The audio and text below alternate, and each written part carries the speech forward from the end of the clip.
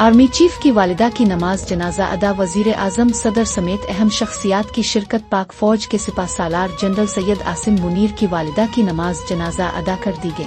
Army chief نے نماز جنازہ خود پڑھائی۔ سپہ سالار کی والدہ کی نماز جنازہ میں صدر آصف زرداری، وزیر اعظم شہباز شریف، سابق وزیر اعظم نواز شریف، چیئرمین سینیٹ یوسف رضا گیلانی نے شرکت کی۔